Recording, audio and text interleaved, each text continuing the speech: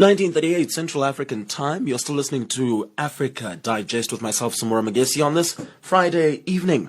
Now, Zambia is likely to see two controversial laws amended following the now new administration's agreement to have them be tabled before Parliament. These two are the Cyber Security and Cyber Crimes Act of 2021 and the Public Order Act, Chapter 113 of the Laws of Zambia. Stakeholders are giving their views on this development as our Zambia correspondent Davies Sikopo reports from Lusaka.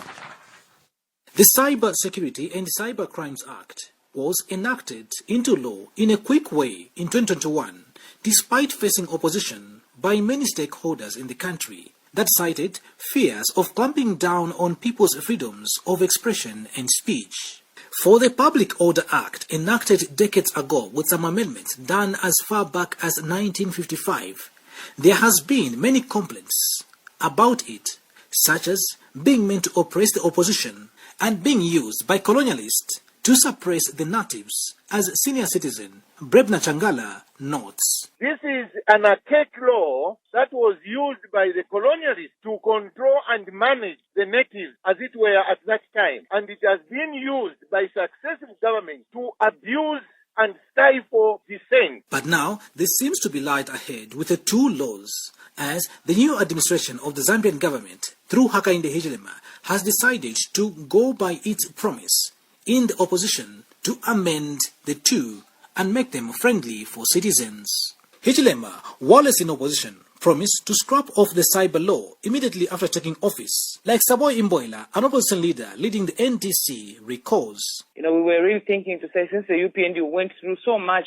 in terms of their rights being abused, using the Public Order Act together with the rest of us as political parties, we thought they were really going to change it. But so far, they're doing the same thing that the PFR did. The now administration of Hakainde Hichilema, during a cabinet meeting this week, in principle agreed to have the Public Order Act tabled for repeal, and later, during a media conference in Lusaka, also the president agreed to have the cyber law be relooked at.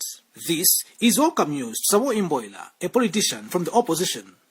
Senior citizen Brebna Changala, who is also a political commentator, and veteran media personnel and former ambassador Immanuel Mwamba. For the Public Order Act, it's okay if they amend it or throw it away completely. But for the cyber law, we want as much as possible, to be amended. It shouldn't be thrown away because it's a vital piece of legislation which is going to bring some sense of responsibility to people so that they use cyberspace in a responsible way. And I don't know why there is a delay. This is a law that needs to go back to Parliament and remove the contentious clauses that inflict pain on people's privacy to information, privacy to data. The cyber law, in my view, is very good when it's dealing with cyber crime. My worry is that the attempt threatens freedom of expression and freedom of the press because it criminalizes anything that authorities may not be pleased with. Action Aid Zambia is hopeful that the government will engage in a wider stakeholder consultation in the process of the amendments to ensure that it reflects the views of the people and advance democracy and human rights in Zambia. Political analyst Chanda Mulenga says Cabinet's position to amend the Public Order Act is necessary in order to develop a new law that will guarantee people's fundamental rights and freedoms. The Public Order Act is necessary in order to develop a legal framework that regulates public assemblies. This is an issue that has been there for long. Mr. Brebna Changala is of the view that a technical committee be set up to collect views from the public on what they want in the Public Order Act to be changed or accommodated. And I do expect a technical committee that will go around gathering information on how people would want to be managed. For Ms. Saboy Imboila, who is a believer in new technologies, submissions can be done via electronically, as it will be faster and less costly compared to going around the country like in-past processes. They can just have a very, very fast process where an email is given, TV and radio programs are organized, even social media is used where people can actually publicly give their views so that everybody knows that this is a consensus that is trying to be built. Not whereby they have maybe a private process and before you know it, they give you wrong submissions which people do not even give. Well, pronouncements have in the past been seen to be changing.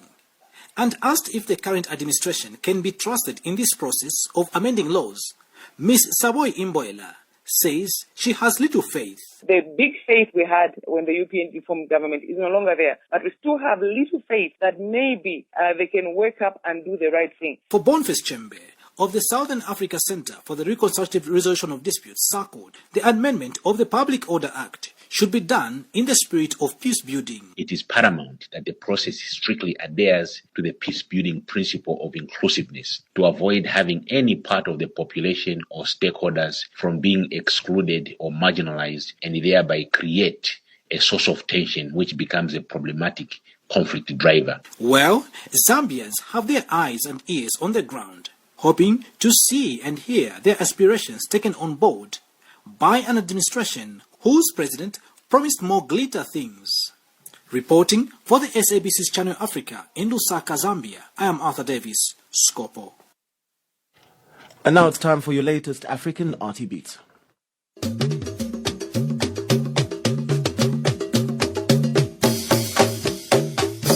Welcome to this week's African RT Beats exclusive to Channel Africa, the African Perspective. I'm Ndlandla Mahlangu. In this week's segment, South Africa's Msaki and Sun El musician to grace the second annual Ancestors Day, and veteran poet Don Matera honored at the Artfluence Festival.